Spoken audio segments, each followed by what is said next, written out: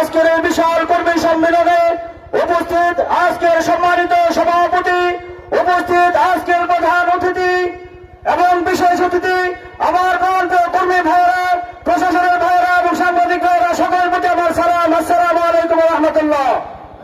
সংগ্রামী উপস্থিতি, আপনারা জানেন বিগত ফ্যাসিস্ট সরকার এদেশ থেকে ইসলামকে বিদায় করার জন্য দেশপ্রেমিক জামাত ইসলামীকে নিষিদ্ধের মাধ্যমে তারা মূলত একদলীয় বাকশাল কায়েম করতে চেয়েছিল, কিন্তু তাদের সেই আশা আল্লাহ রাব্বুল আলামিন আমাদের পাখির মতো ছাত্র জনতার মাধ্যমে প্রতিরোধ করে তাদেরকে বিরুদ্ধে বেড়াতে বাধ্য করেছে। বন্ধুগণ, সংগ্রামী উপস্থিতি, যারা জামাত শিবিরের বিরুদ্ধে ষড়যন্ত্র করে সেই সমস্ত ষড়যন্ত্রকারীদেরকে আমরা স্পষ্ট ভাষায় জানিয়ে দিতে চাই, উত্তাল সমুদ্রের ঢেউকে যেমনি ভাবে পালন করা যায় না, ঠিক তেমনি ভাবে জামাত শিবিরের লগ্ন যাত্রাকে অস্ত্রের ভয় দেখিয়ে, সন্ত্রাসের ভয় দেখিয়ে, গ্রেপ্তারের ভয় দেখিয়ে নীরব করা যাবে না, নিস্তব্ধ করা যাবে না।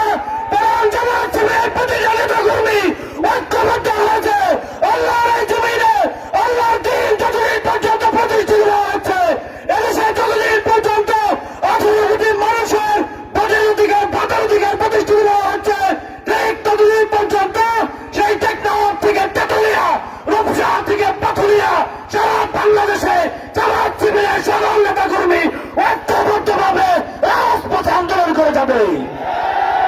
পরিশেষে আজকের এই প্রোগ্রামে যারা এসেছেন সবাইকে ধন্যবাদ জানিয়ে আমার সংক্ষিপ্ত বক্তব্য শেষ করছি।